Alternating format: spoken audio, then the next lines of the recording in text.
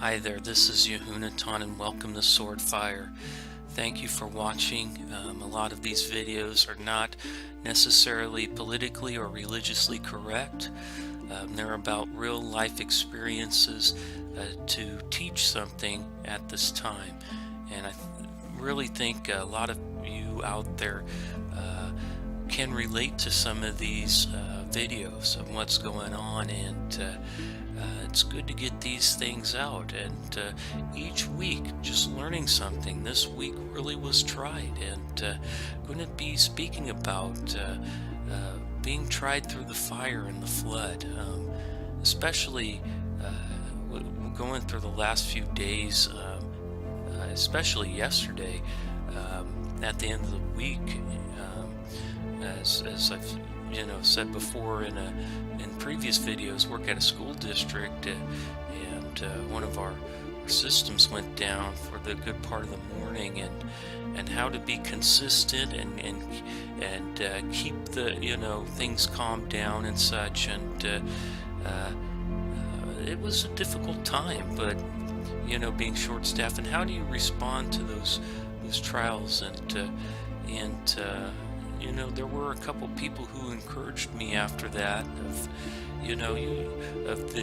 They were happy of this person being consistent, and found out at a meeting that some people really were appreciating what this person was doing, and had given all this person had, and trying to make the situation work the best they could. And to hear what people say about that, even when things are down, and people are upset, and to see people give praise when you are really doing everything you can to rectify the situation. People see that, and it really reminds this person of Daniel. Didn't realize Daniel had the same sort of experiences, where he would be a servant who would serve the king, and would do what they could do. But the one thing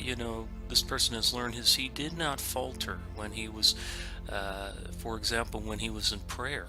He would make sure that he would go to the window and make sure that he was giving his prayers to Jerusalem. And there was times where he was put in the lion's den for that. You can read about it in the book of Daniel. There's a really good movie out there called the Book of Daniel that really suggests you watch. It's a really good movie. It's more recent. And going through those situations kind of showed, this person, is in a foreign land. How do you respond when you have multiple, you have administrations come and go? How do you respond? How did Daniel, how was he able to, survive through these different situations with these different kings and such? And kind of see, as it's been 10 years working at the school district, how this person has been placed in positions, key positions to, get things to work, but started to notice that when leaving a position, there was a big void, and people would really struggle trying to pick that up in the previous positions. Can think of 3 different positions this person has done that the district is having a hard time trying to implement. And it's interesting how you go through your life, and people don't really notice what's going on, and when you're doing the right task and so forth, and you're keeping things afloat, and no one really pays attention, thinks that it's just working by itself. But when you start to leave, that's when people really start to notice, and really think those are the kind of people that it's almost like Noah. It's those people who go through the trials, just like Daniel. They don't notice, as when they're there taking care of things, but when they go away and destruction comes upon them, that's when they start noticing. And usually it's too late before they can respond. Remember helping people yesterday, and was looking at a situation where it was getting late, it was getting, near Sabbath, and how far do you go in order to help people and, maintain your belief, not just your beliefs, but the true Torah and following the Sabbath really was tried there, been really put through the flame. There's a song by Dallas Home, for example, called Through the Flame, through the fire, through the flood, through the storm.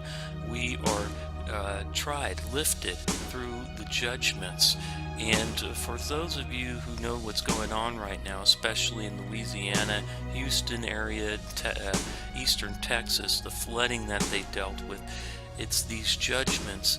And some people are really afraid of judgments. I mentioned this in the previous video, that even the righteous people are afraid of judgment, and they need to go through those judgments because it shows them who they are. They're tried, and they will find how they respond. When you look at Shadrach, Meshach, and Abednego, for example, when they decided, well, it wasn't really a decision, was it? They knew they could not bow to that golden image that Nebuchadnezzar had created for people to bow down when the music played. They knew they couldn't do it, and being tried through the fire, but they went through the judgment, and it taught them who they are, and they were able to go through the fire and come out and not be scorched. And that's something we need to really take to heart. Servants of the Most High God, come out and come here! The hair on their head was singed. And their clothing is not scorched. They don't even smell of smoke. Blessed be the God of Shadrach, Meshach, and Abednego, who sent his angel and delivered his servants who trusted in him. They defied my command and were willing to die rather than serve or worship any god except their own. I will not allow any person to say anything against their God. Anyone who does will be dealt with severely. Oh, would you be quiet? Truly, there is no other God who can rescue like this.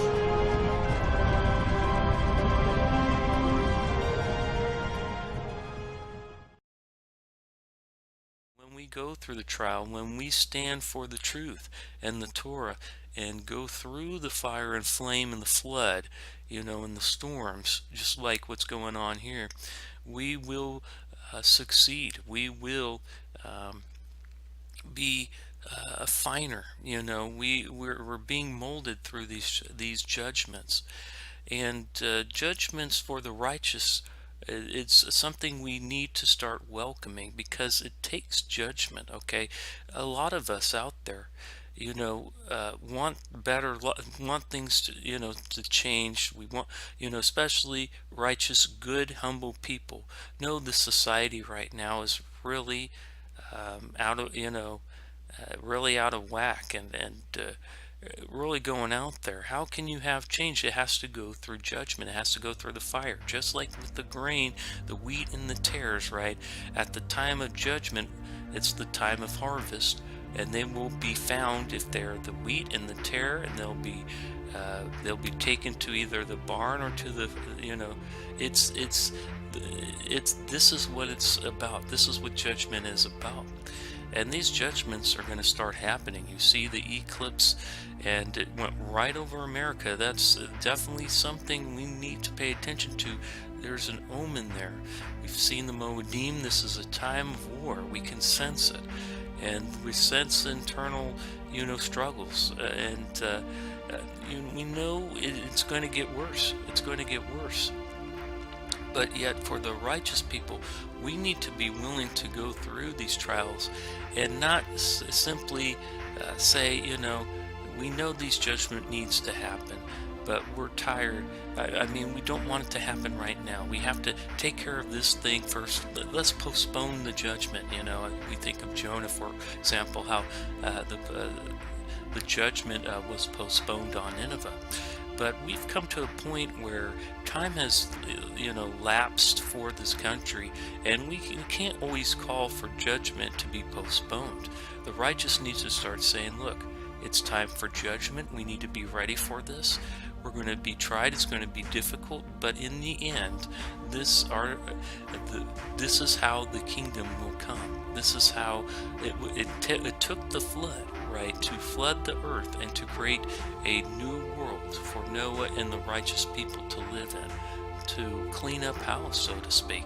That's what's going to happen again. You see that in Revelation with the veils, right?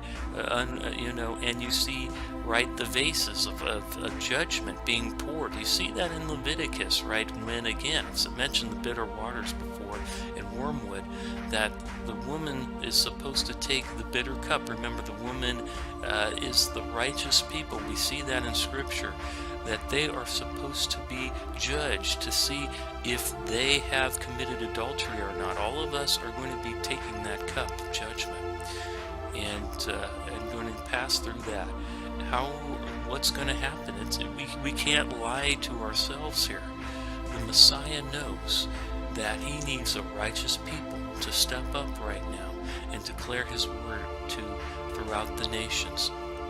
Was just thinking about, especially going through work and how this person, was seeing that this person really desires to help people, but then, it was getting late Friday evening, turned to Friday night, and knew this person needed to be home, and started to realize, as I spoke about, Shadrach, Meshach, and Abednego, the day or two before, I believe it was the day before, with my mother, and she was saying, look, it was not something hard for them to do, to not bow down. It's a simple. She said, look, you're not going to take drugs. You're there's certain things you're not going to do. Take alcohol or cuss or doing these, or murder, or these certain basic truths you're not going to cross. Even if they say, look, you got, if I'm going to bring some drugs over there, they put a gun to your head, I'm going to bring some drugs, you have to take these drugs or this person's going to shoot you, but you can't do it. You can't do it, and you tell them, look, this person can't do it. Remember reading a book, 1984, and at the end of the book, there's this time where Winston's being tortured, and they get them to that torturous level. You think, what could a man withstand? But, my mother has a good point. There's some things you cannot break because it's beyond your will. You see, it can't, if you're thinking you alone can, withstand, that's where you're wrong. It takes another power beyond you, where you say, look, Father, it's in your hands. You can take care of, you have the protection. You will take us through this time. And she was saying, look, it's just the same as them. They weren't going to worship that image. It was something they knew they weren't going to do. It's something they couldn't do. And that's really when you start to realize who you are and what you're meant to do. Is you cannot partake of these plagues that are occurring on this land. You can't partake of that, and it's beyond a decision. You've already been, you already know that you cannot perform these tasks, and that gives you the ability to. Well, that's what faith is. You will withstand. And no matter what happens, Yah will protect you. And if you fall, you know that it's meant for a reason, that He will lift you up. That's what it's about, and that's what it takes, trying times. Through the flame, the fire, the storm, and the flood, we are lifted higher through those times by the strength and the blood of the Lamb. Wonderful message. Glad this person was able to listen to that. New Dallas Home had like a personal concert he was playing with some of his people that were helping him out. So glad this person had heard that. think we're at a time where we're going through something like that right now, especially with the flood, the judgments pouring on this land, this time of revelation where these angels are pouring out these judgments when it's at a time. You hear, for example, like Joseph Dumond, who is showing that we're going through these cycles, right? We're going through these waves, these shmitas. We're going through these plagues of 7 years, and really agree with him on that. We're at each 7 years we're going through a different time period of uh, of terrorism, of famine, of wars, of internal struggles. You can see that's what's going on right now, and it's because of the punishment that is given. It's almost like if you had a father. Okay, we've all had a father, hopefully, and we it's like a father. For those of you, hopefully you can understand what a father figure is, because so many of us have lost that father figure. We need to re-recognize or recognize again who the father figure is. It's like a father, okay, who is doesn't is going to know something has been done that's wrong, and he's there to judge them, and he takes everyone there, and no one wants to fess up, right, of what they did, so they're going to punish them each, and they'll go through the judgments. But the child who is righteous and has not done anything wrong, that judgment will try that person, but they will prevail. But the person who has been haughty and has not gone up to the Father and been truthful, that's son, that child's going to be, let's reprimanded greatly for those actions.